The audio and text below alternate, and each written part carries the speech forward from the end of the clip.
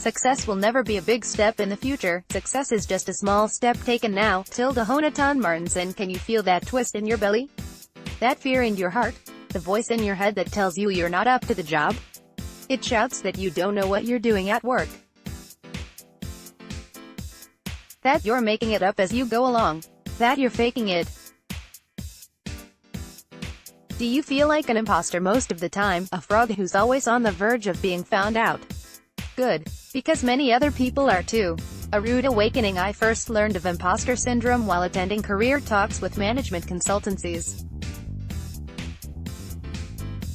Some 15 years ago, male company representatives usually attended these events, but at one such event, I zeroed in on one of the female representatives, a woman a few years into her career who'd given part of the presentation and done it well. She appeared credible, knowledgeable, and was on the fast track. But during our discussion later, over wine, she told me she was anxious every day that she'd be found out. That she was winging it most of the time. That she felt like an imposter. The conversation made a lasting impression. At the time, I felt the same way she did. After getting a top grade at my university, which, when they gave me the result, I asked them to double-check, I applied for a scholarship for a master's program and was offered one of only 6 that existed in the UK in my chosen subject at the time. I was floored. Why on earth would they give the scholarship to me? Hundreds of candidates were better than me, surely. Another year spent feeling like an imposter. But I still thought it would pass. I still thought that once I got a job and worked for a while, like the consultant I was talking to, I'd become confident. Skilled. Like I belonged. Like I was supposed to be there. Like I knew what I was doing. The conversation with the consultant, who was employed by one of the most sought-after consultancies in the UK and was confident, knowledgeable and experienced, exploded this myth in my face. Bugger. No, I didn't apply for the job. Could you be suffering from imposter syndrome? Becoming a chartered occupational psychologist, think of it as understanding people in the workplace, gave me clarity about what I was experiencing.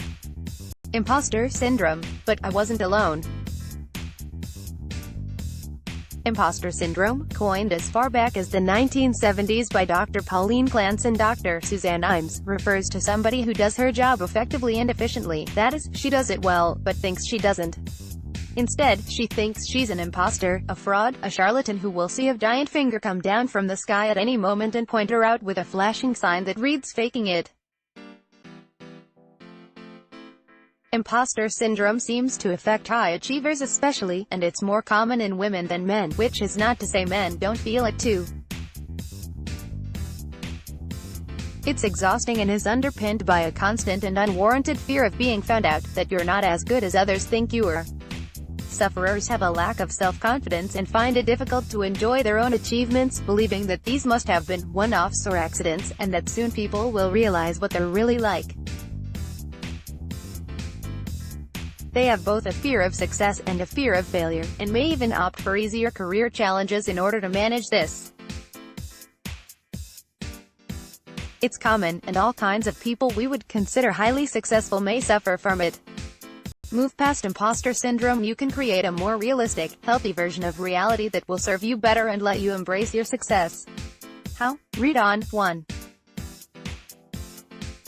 Start with where you are. Is this a real issue for you? There are some lucky souls unaffected. Use the Clance imposter phenomenon scale test to see how much the imposter syndrome is, or isn't, interfering in your life. For some, just having a label for this secret fear will help them feel better, and less alone. 2. Connect with other imposters. Now you have a name for that unpleasant feeling inside whenever anyone compliments you. And more importantly, you know that others suffer from it too.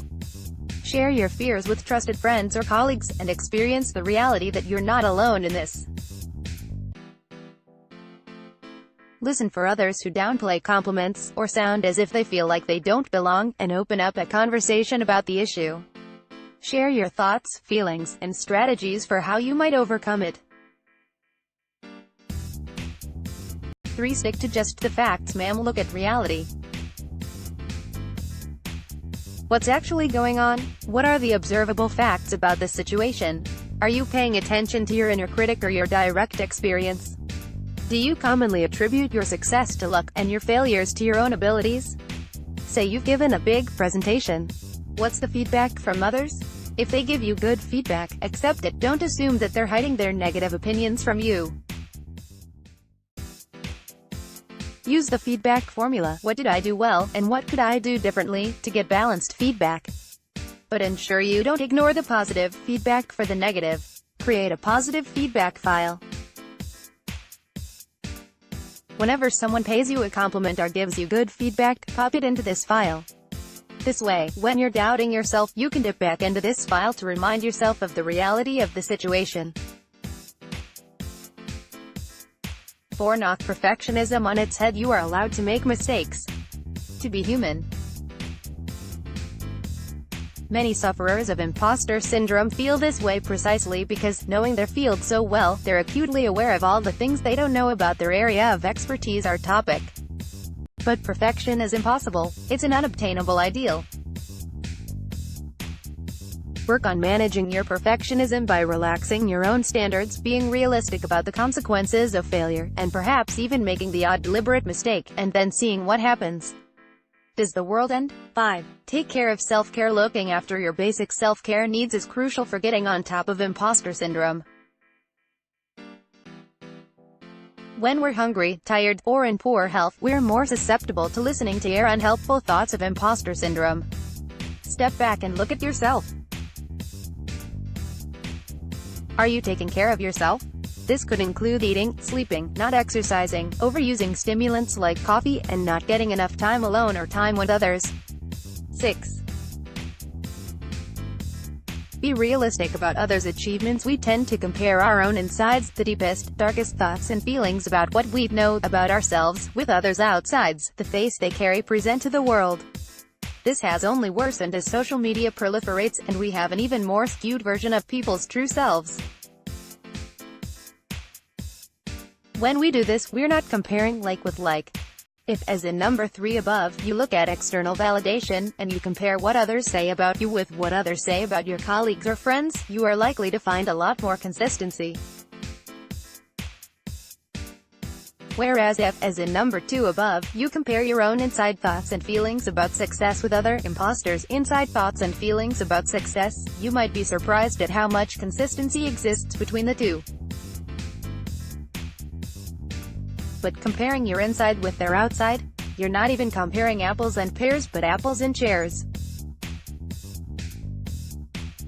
7. Decide to thrive. There's a great TEDx talk by Tanya Geisler that reminds us that we can, indeed, decide to thrive. Arianna Huffington's book, Thrive, talks about her obnoxious roommate in her head, and how she's managed to relegate her to only occasional guest appearances, in order to live a life that matters. Whatever you call your inner critic, we don't have to be held prisoner by what are just another set of unhelpful thoughts, of which we will have many every day, and most of which we manage to ignore. But some of us give far too much time to our inner critic. We don't choose most of the thoughts in our heads, they just show up, but because we don't choose them, we can decide not to take them seriously. We don't have to consider our inner critic a voice of truth. Instead, tune into your direct experience of life, as in number 3, rather than your mind's running commentary, and empower yourself to move your life forward in the direction you choose. Take back your power. Imposter syndrome can cause emotional self-sabotage and stymie us with self-doubt. But the very act of recognizing it will diminish its hold on us.